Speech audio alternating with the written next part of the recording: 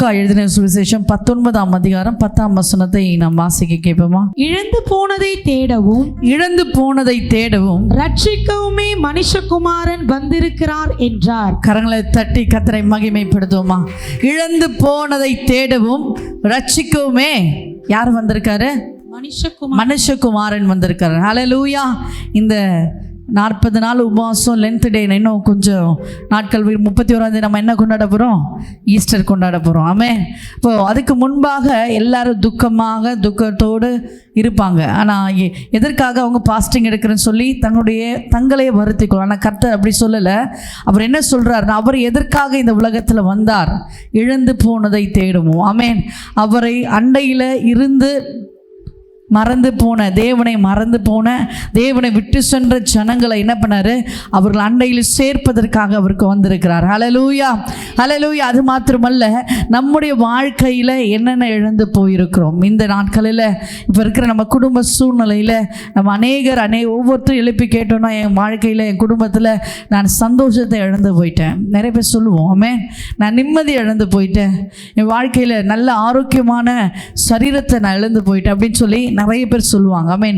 இன்றைக்கு கர்த்தர் சொல்றாரு, நீ இழந்து போனதை மீண்டும் பெற்றுக்கொள்ளும்படியாக தான் உன் தேவனாகிய கர்த்தர் மனுஷகுமாரன் உங்க குடும்பத்தில் உங்க இருதயத்தில் அவர் வந்திருக்கிறார். கரங்களை தட்டி கர்த்தரை மகிமைப்படுத்துவோமா? கரங்களை தட்டி கர்த்தரை மகிமைப்படுத்துவோம். யாரெல்லாம் எதற்காக நீ என்னென்ன இழந்து போனீங்களோ, எதற்கெல்லாம் நீங்க நஷ்டம் அடைந்தீங்களோ, மீண்டும் கர்த்தர் திரும்ப கொடுப்பார். ஆமென்.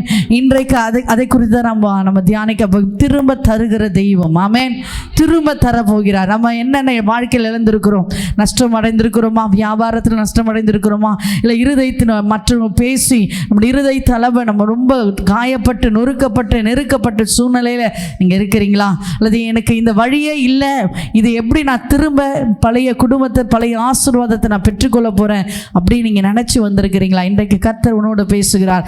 திரும்ப தருகிற தெய்வம் உன் கூடவே இருக்கிறார். ஹல்லேலூயா. திரும்ப நீ என்னத்தை எல்லாம் இழந்தையோ, எதையெல்லாம் நீ உன் வாழ்க்கையில் இழந்து போய் உன் சொத்தை இழந்திருப்ப, நீ பணத்தை நகைகளை இழந்திருப்ப, அல்லது பழைய கௌரவம் கனமான வாழ்க்கை நீ இழந்து போயிருப்ப, இன்றைக்கு கர்த்தர் சொல்றாரு, இழந்து போனதை மீண்டும் கர்த்தர் கொடுக்க போகிறார். ஹல்லேலூயா. இழந்து போனதை கர்த்தர் இன்றைக்கு வந்திருக்க அன்பு சகோதரனே சகோதரியே, நேரலையில் பார்த்து கொண்டிருக்க அன்பு சகோதரி, என்னென்ன சூழ்நிலையில் இருக்கிறன்னு உன் இருதயத்திற்கு தெரியும். ஆமென். அடுத்தது கர்த்தருக்கு தெரியும். ஹல்லேலூயா. நீ உன்னுடைய வாழ்க்கையில் எதெல்லாம் இழந்து போனையோ அதை மீண்டும் கர்த்தர் தரப்போகிறார். ஆமென். மீண்டும் அதை பெற்றுக்கொள்ள போகிறோம். ஆமென். விசுவாசத்தோடு கரங்களை தட்டி கர்த்தரை மகிமைப்படுத்துவோம். ரோமர் 5ஆம் அதிகாரம் 5ஆம் வசனத்தை எடுத்து வாசிங்களேன். மேலும் நமக்கு அருளப்பட்ட பரிசுத்த ஆவியினாலே, ஆமென், தேவ அன்பு நம்முடைய இருதயங்கள் ஊற்றப்பட்டிருக்கபடியால் அந்த நம்பிக்கை நம்மை வெட்கப்படுத்த பரிசுத்த ஆவியினாலே தேவ அன்பு நம்முடைய இருதயங்கள் ஊற்றப்பட்டிருக்கு. எத்தனை பேர் நம்புறீங்க? எனக்கு தேவ அன்பு தேவ அபிஷேகம் ஊற்றப்பட்டிருக்கு. ஹல்லேலூயா.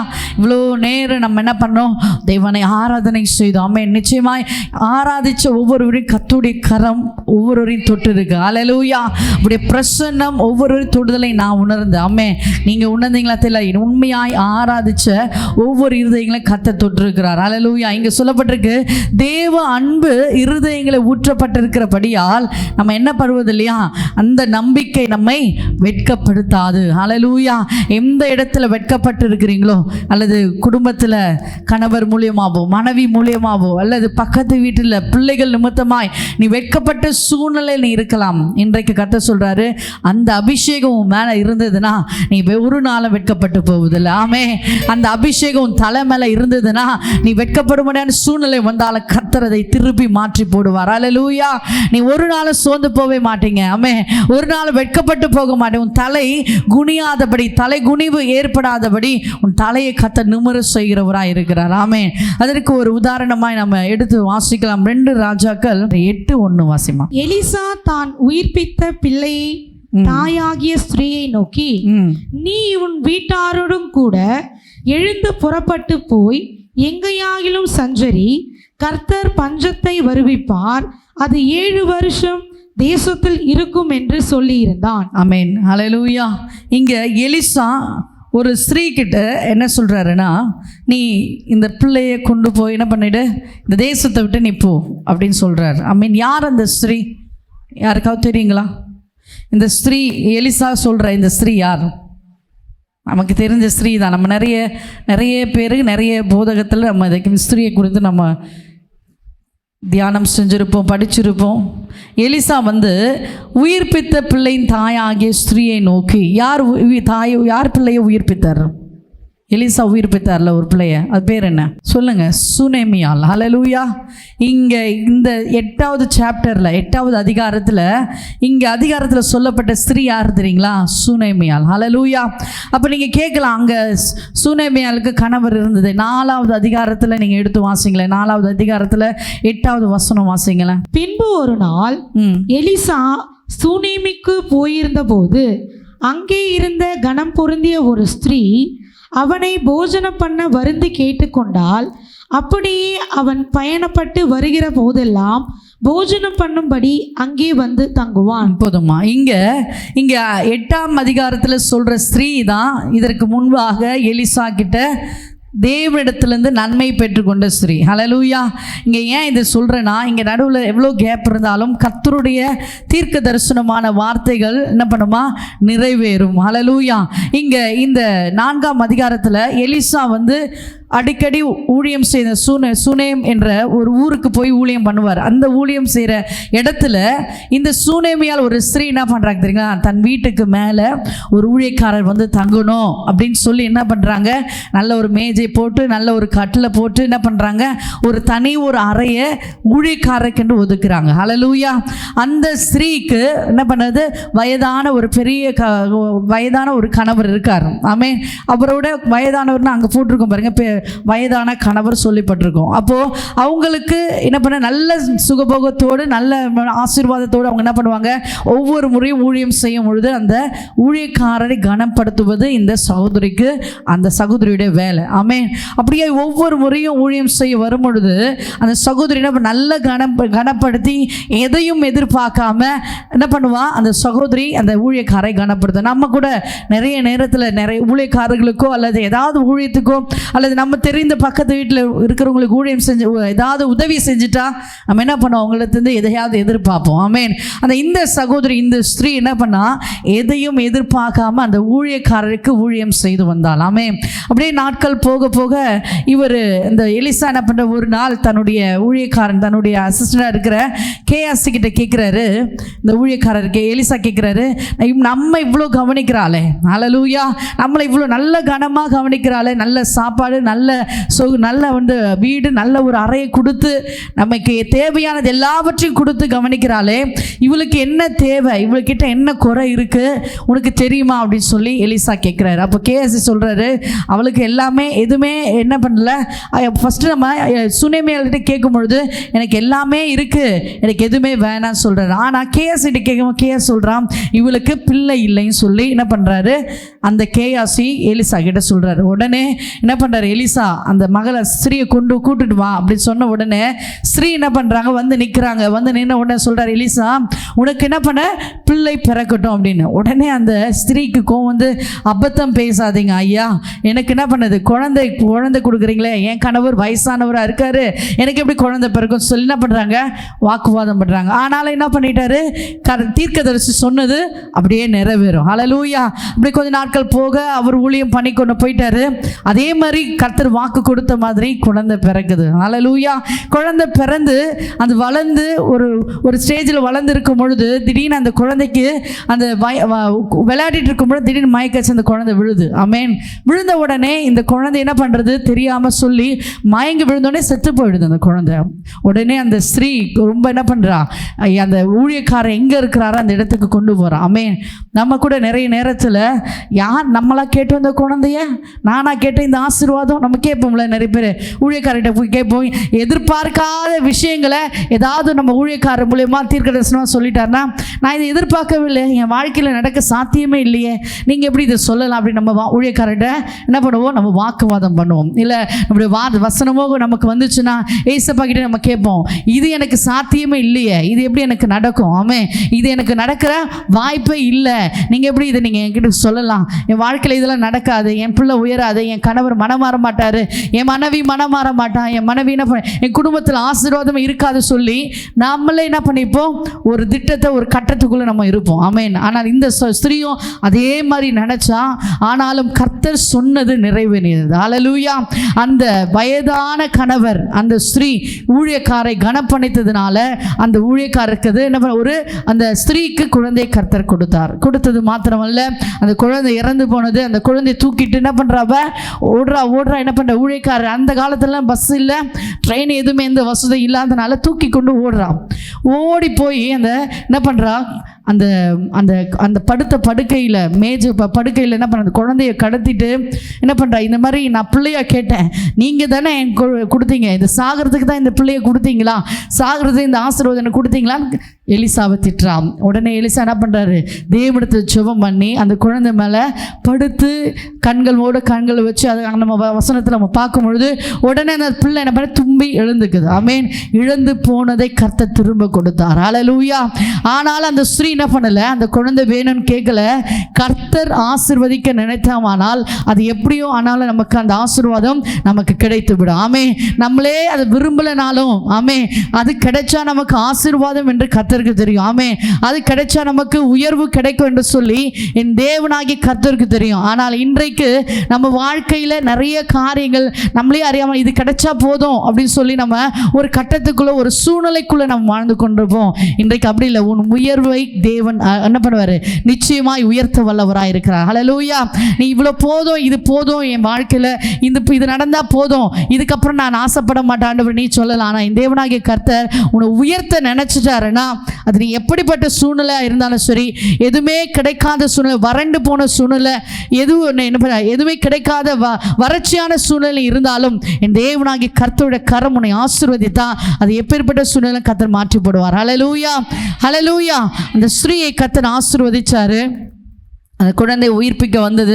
அதுக்கப்புறம் கொஞ்சம் நாட்கள் போன பிறகு திரும்ப அந்த 8ஆம் அதிகாரத்தில் வாசித்தபடி என்ன பண்ணுறாரு, எலிசா திரும்பவும் அந்த ஸ்திரீரிடத்தில் வந்து சொல்கிறாரு, 7 வருஷம் பஞ்சம் வரப்போகுது, நீ என்ன பண்ணு, இந்த தேசத்தை விட்டு என்ன பண்ணு, நீ பெலிஸ்தர் தேசத்துக்கு போன்னு சொல்லுவாங்க. அது வாசிங்க, 8ஆம் அதிகாரம் 2ஆம் வசனம் வாசிமா. அந்த ஸ்திரீ எழுந்து தேவனுடைய மனுஷன் சொன்ன வார்த்தையின்படி செய்து தன் வீட்டோடு கூட புறப்பட்டு பெலிஸ்தரின் தேசத்தில் போய் 7 வருஷம் சஞ்சரித்தாள். பெலிஸ்தரின் தேசத்துல போய் என்ன பண்ணுமா, 7 வருஷம் சஞ்சரித்தாலாம். ஹல்லேலூயா. பெலிஸ்தர் தேசம் எப்படிப்பட்டது தெரியுங்களா? பெலிஸ்தர் இஸ்ரவேல் ஜனங்களுக்கு அகெயின்ஸ்ட் ஆனவங்க. ஆமே. இங்கே தீர்க்கதரிசி சொல்கிறாரு, நீ அங்கே போய் என்ன பண்ணு, நீ வாசம் செய்யி, இந்த 7 வருஷம் இங்கே உனக்கு பஞ்சமாக இருக்கும், நீ இங்கேருந்து என்ன பண்ண பெலிஸ்தர் தேசத்துக்கு போனேன். நம்மளை சொன்னால் நம்ம என்ன பண்ணுவோம், அங்கேயா போவோம், ஐயோ அங்கே பயங்கரமாக சண்டை போடுவாங்களே, அவங்க பயங்கரமான எதிரியாக இருப்பாங்க, எனக்கு நான் என்ன பண்ணுவேன், அவங்க கால் வச்ச இடத்துல நான் கால் வைக்க மாட்டேன். நம்ம குடும்பத்தில் நிறைய பேர் சொல்லுவோம், அவன் முகத்தை கூட நான் திரும்பி பார்க்க மாட்டேன் சொல்லுவோம். அப்படி தானே? அவன் என்னை எப்படி பேசிட்டா தெரியுமா, அவன் என்னை எப்படி திட்டா தெரியுமா அப்படின்னு சொல்லி நம்ம என்ன பண்ணுவோம், நமக்குள்ள வைராக்கியமா இருக்கும். நம்ம கிறிஸ்துவ பிள்ளைகள். ஹல்லேலூயா. ஆனா இங்கே இந்த தீர்க்கதரிசி சொன்ன மாத்திரமே அந்த ஸ்திரீ என்ன பண்ணா, தன் பிள்ளை எடுத்துக்கொண்டு பெலிஸ்தர் தேசத்தில், அதுவும் அந்த இடத்துல அந்த விதவை என்று சொல்லப்பட்டிருக்கு, அவங்க விதவையா ஆக்கப்பட்டிருக்காங்க, கணவர் இறந்து போயிட்டு இருக்கலாம். அம்மேன். அந்த 7 வருஷத்துக்கு முன்பாக என்ன பண்ணுனா, அந்த 7 வருஷம் கடந்து போவதற்குள்ள உன்னால முடியாது, தனியா வாழ முடியாது, நீ என்ன பண்ணு, நீ பெலிஸ்தர் தேசத்துக்கு போன்னு சொல்லி அந்த தேசத்திற்கு அனுப்பி விட்டாங்க. அனுப்பின உடனே கர்த்தர் என்ன பண்ணார், அந்த இடத்துல கர்த்தர் அந்த சகோதரி ஆசீர்வதித்தார். ஹல்லேலூயா. எப்படி ஆசீர்வதிச்சார் தெரியுங்களா? எப்படி ஆசீர்வதிச்சார்? ராஜாவிடத்துல போய் தன்னுடைய தேவைகளை சந்திக்கும்படியாக அவள் மன்றாடுகிறாள். எந்த ஒரு விதவையாவது நம்ம சாதாரண இங்க இருக்கிற கவுன்சிலர் நம்ம பார்க்க முடியுமா? அந்த 8ஆம் அதிகாரம் ஃபுல்லா நீங்க வாசிச்சா தெரியும். நம்ம கவுன்சிலர் பார்க்க முடியுமா? நம்ம நல்லா வசதி படைச்சவங்களே பார்க்க முடியாது. ஆனா அந்த காலத்துல ஒரு ராஜாவை பார்க்க தேவன் அந்த ஸ்திரீக்கு அனுமதி கொடுக்கிறார். ஏன்? நாம் தன்னுடைய தேவைகள், தன்னுடைய இனத்தார் தேவைகள் எல்லாம் சந்திக்கப்படணும் சொல்லி அந்த ஸ்திரீ போய் கேட்கிறாமே. ராஜாவிடத்துல கண்கள் தயை கிடைத்தது. ஹல்லேலூயா. என்ன சொல்றேன்னா, பெலிஸ்தர் தேசத்துக்கு போயிட்டாங்க. பெலிஸ்தர் தேசத்துக்கு போய் அங்க ராஜாவிடத்துல ஒரு விதவை என்ன பண்றாங்க, எவ்வளோ தடைகள் அங்க இருக்கும் தெரியுங்களா? அங்க இருக்க மந்திரிகள் தடை பண்ணியிருப்பாங்க, அங்க இருக்கிற அரண்மனை சேவர்கள் தடை பண்ணியிருப்பாங்க. நீங்களாம் உள்ள போகக்கூடாதுமா, நீங்களாம் உள்ள பண்ணக்கூடாது, உள்ள செய்யக்கூடாது சொல்லி என்ன பண்ணுவாங்க, நிறைய தடை தடைகள் அந்த விதவைக்கு என்ன பண்ணியிருக்கோம், வந்திருக்கோம். ஆனாலும் அந்த விதவை சோர்ந்து போகாதபடி நான் எப்படியாவது ராஜாவை பார்க்கணும். ஹல்லேலூயா. அந்த ராஜாவை நான் பார்த்து என்னுடைய தேவைகள், என்னுடைய எல்லா காரியங்களை பூர்த்தி செய்யணும் சொல்லி அவள் என்ன பண்ண, வைராக்கியமாக இருந்தாள். ஹல்லேலூயா. அதுபோலதான் இன்றைக்கு கூடி வந்திருக்கிற அன்பு பிள்ளைகளே, நம்முடைய தேவைகளை பூர்த்தி செய்ய தேவனிடத்தில் நாம் வைராக்கியமாக இருந்து ஜெபிக்கிறவர்களாய் மாறணும். ஹல்லேலூயா, ஹல்லேலூயா. நம்ம எந்த இடத்தில் இருந்தாலும் சரி, நிறைய பேர் சொல்லலாம் நம்ம பக்கத்து வீட்டிலேயோ அல்லது நம்ம குடும்ப சூழ்நிலை சாக்கு போக்குகளை சொல்லி நம்ம என்ன பண்றோம், தேவனிடத்தில் ஜெபிக்கிறதை நம்ம என்ன பண்ணிடுறோம், நம்ம விட்டு போயிடுறோம். நம்மளால ஜெபிக்க முடியாது, என் கணவர் ரட்சிக்கப்படலை, அதனால நான் என்ன பண்ணல, என்னால் ஜெபிக்க முடியாது, என்னால் வேதம் வாசிக்க முடியாது சொல்லி நம்ம என்ன பண்றோம், தேவனுடைய அன்பை ருசி பார்த்துட்டு அவர் செய்கிற அற்புதத்தை நம்ம ருசி பார்த்துட்டு நம்ம ஜெபிக்காதபடி நேரத்தை என்ன பண்ணோம், தட்டி கழிக்கிறோம். ஆனால் இந்த ஸ்திரீ என்ன பண்றா, எல்லா தடைகளை உடைத்து ராஜாவை நான் பார்த்தாலொழிய நான் போக மாட்டேன். ஆமே. அந்த ஸ்திரீ அவ்வளோ அழகா சொல்லப்பட்டிருக்காங்க. அந்த ஸ்திரீ ராஜாவை பார்க்கும் பொழுது அநேக தடைகள் வந்திருக்கும், அந்த தடைகளை மீறி ராஜாவை போய் பார்க்கிறான். ஹல்லேலூயா. அங்க பார்த்த உடனே அங்க என்ன சொல்றாங்க தெரியுங்களா? அப்படியே 3 வசனம் வாசிமா. 7 வருஷம் சென்ற பின்பு அவள் பெலிஸ்தியரின் தேசத்தை விட்டு திரும்ப வந்து தன் வீட்டுக்காகவும் தன் வயலுக்காகவும் ராஜாவின் இடத்தில் முறையிடும்படி போனாள். ராஜாவிடத்துல முறையிடும்படி. எதுக்காக? வீட்டு காரியம், வீட்டு நிலம், தன் சொந்த காரியத்திற்காக. ராஜா எங்கேயாவது போக முடியுமா? இங்க இருக்கிற இந்த கோர்ட்டு நம்ம ஜட்ஜே பார்க்க முடியாது. ஆமே. அப்ப அந்த காலத்துல ஒரு விதவை பார்க்கிறானா, கர்த்தருடைய கரம் அந்த சகோதரி மேல இருக்கு. ஹல்லேலூயா. இன்றைக்கு நம்ம கர்த்தருடைய கரம் நம்ம மேல இருக்கு, நம்ம உணர்றோம், ஆனால் அதை நம்ம வாழ்க்கையிலையும் செயல்படுத்தாமல் இருக்கிறோம். ஹல்லேலூயா. நம்ம எந்த காரியம் நினைச்சாலும் அது கர்த்தருக்கு சுத்தமானது என்று சொல்லி நம்ம நினைப்போம், ஆனால் நிச்சயமாய் கர்த்தர் அதை நிறைவேற்றி கொடுப்பார். அடுத்தது வாசிமா. அந்நேரத்தில் ராஜா தேவனுடைய மனுஷனின் வேலைக்காரனாய் இருந்த கேயாசியுடனே பேசி, எலிசா செய்த அதிசயங்களை எல்லாம் நீ எனக்கு விவரமாய் சொல் என்றான். செத்து போனவனை உயிர்ப்பித்தார் என்பதை அவன் ராஜாவுக்கு அறிவிக்கிற போது, இதோ அவன் உயிர்ப்பித்த பிள்ளையின் தாய் அந்த ஸ்திரீ வந்து தன் வீட்டுக்காகவும் தன் வயலுக்காகவும் ராஜாவினிடத்தில் முறையிட்டாள். அப்பொழுது கேயாசி, ராஜாவாகிய என் ஆண்டவனே, இவள்தான் அந்த ஸ்திரீ, எலிசா உயிர்ப்பித்த இவளுடைய குமாரன் இவன்தான் என்றார். ஹல்லேலூயா. இங்க பாருங்க, அந்த கேயாசி சொல்றார், எலிசா கூட இருந்த கேயாசி அப்ப ராஜா அரண்மனையில வேலை செஞ்சு கொண்டு வந்திருப்பார் பலுக்கு. அவரு சொல்றாரு, இந்த மாதிரி எலிசா உயிர்ப்பித்த மகன் இவன் தான். ஹல்லேலூயா. அப்போ அவள் என்ன பண்ண, கஷ்டப்பட்டதை, அவள் என்ன பண்ண, நெருக்கப்பட்டதை, உடைக்கப்பட்டதை என்ன பண்றாரு, அங்க ஒரு தேவதூதன் வந்து, தேவதூதன் மாலிகேயாசி ராஜாவிடத்துல சொல்லுகிறார். ஹல்லேலூயா. இன்றைக்கு உன் வாழ்க்கையில என்ன பிரச்சனை இருந்தாலும் சரி, உனக்கு பரிந்து பேசுவதற்காக கர்த்தர் தேவதூதர்களை அனுப்புவார்கள். ஹல்லேலூயா. நீ என்ன சூழ்நிலை இருந்தாலும் சரி, உனக்காக ராஜாவிடத்துல பரிந்து பேச, என் தேவனாகி கர்த்தரிடத்துல பரிந்து பேசுவதற்காக உனக்காக தேவதூதர்களை அனுப்புவார். ஹல்லேலூயா. அப்ப நாம ராஜாவிடத்து கிட்ட போவதற்கு நாம ஆயத்தமா இருக்கணும். ஆமென். நிறைய பேர் ஜெபிக்கிறதுக்கே நம்ம என்ன பண்றதில்ல, நேரம் கொடுப்பதில்லை. அவருக்கு நேரத்தை செலவழிக்கிறதுக்கு நம்ம நேரத்தை கொடுப்பதில்லை, ஸ்பெண்ட் பண்ணவே மாட்டோம். ஆமென். அப்ப எப்படி கர்த்தர் நமக்கு நியாயம் செய்வார்? ஹல்லேலூயா. அப்ப எப்படி கர்த்தர் நமக்கு உதவி செய்வார்? இன்றைக்கு வந்திருக்கிற அன்பு ஜனமே, என்ன சூழ்நிலையா இருந்தாலும் சரி, வியாதியா இருந்தாலும் சொல்லி, படுத்த படுக்கையோடு இருக்கிறீங்களா, உன் வாழ்க்கை தேவ சமூகத்தில் ஒப்பு கொடுங்க. ஆமென். இன்றைக்கு இருக்கிற சூழ்நிலையில நம்ம ராஜாவிடத்துல, கர்த்தராக இயேசு கிறிஸ்துவிடத்துல ஜெபிக்கிறதுக்கு நம்ம நேரம் கொடுக்கறது இல்லை. அவரிடத்துல நம்முடைய வேண்டுதல்கள், நம்ம விண்ணப்பங்களை சொல்வதற்கு நம்ம என்ன பண்ணலாம், டைம் கொடுக்கறதே இல்லை. ஆமென். என் தேவன் செய்யலன்னு சொல்லி நீங்க என்ன பண்ணலாம், 1000 குறைகளை நீங்க சொல்லலாம். ஆனால் இன்றைக்கு நீங்க சொல்லி பாருங்களேன். ஆமென். இந்த ஸ்திரியை போல அநேக தடைகள் உங்களுக்கு வரும். ஆமென். ஜெபிக்கும் போது தான் யாராவது விருந்தாளி வந்துடுவாங்க, ஜெபிக்கும் பொழுது தான் நல்ல பசி எடுக்கும், அல்லது ஜெபிக்கும் பொழுது தூக்கம் வரும், ஜெபிக்கும் பொழுது தான் ஃபோன்லாம் வந்துட்டு இருக்கும். எல்லா தடைகளும் உடைத்து நீங்க கர்த்தர் சமூகத்தில் ஒரு மனதோடு ஜெபித்து பாருங்க, உன் தேவைகளை கர்த்தர் சந்திக்க வல்லவராக இருக்கிறார். ஹல்லேலூயா. இந்த விதவை, அந்த காலத்தில் விதவைனா என்ன பண்ண மாட்டாங்க, சட்டை பண்ணவே மாட்டாங்க. ஆமென். அது என்ன பண்ணுவாங்க, மதிக்கவே மாட்டாங்க. அப்படிப்பட்ட சூழ்நிலையில அந்த ஸ்திரீயோட தேவன் இருந்தது நிமித்தமாக ராஜாவிடத்தில் அவர் கண்களில் தயை கிடைத்தது. ஆமென். அந்த வீட்டு பிரகாரியமாக அவள் போய் நிற்கும் பொழுது அந்த கேயாசி மூலமாய் சொல்லப்பட்டு அந்த நிலத்தின் காரியங்கள் என்ன என்று சொல்லி ராஜா என்ன பண்றாரு, கேட்கிறாரு. உடனே ஒரு பிரதானியை அந்த ஸ்திரீக்கு அனுப்பி அந்த என்ன காரியம் என்று சொல்லி என்ன பண்ண, நீ போய் விசாரித்து அந்த காரியத்தை முடித்து விட்டு வான்னு சொல்லி அந்த ராஜா அந்த ஸ்திரீக்கு ஒரு ஆட்களை அனுப்புறார். ஹல்லேலூயா. இன்றைக்கும் உன் தேவனாகிய கர்த்தர் உன் தேவைகளை சந்திக்க நீ கர்த்தரிடத்தில் ஜெபிப்பாயானால் உன்னுடைய குறைகளை மாற்ற உனக்காக ஒரு தேவதூதனை நீ ஜெபித்தா மாத்திரமே உனக்காக அனுப்புவார். ஹல்லேலூயா. தேவனிடத்திலிருந்து கேட்டா மாத்திரமே உனக்காக தேவதூதர்கள் இறங்கி வருவார்கள் உனக்கு சேவை செய்ய. ஹல்லேலூயா. எத்தனை பேர் விசுவாசிக்கிறீங்க?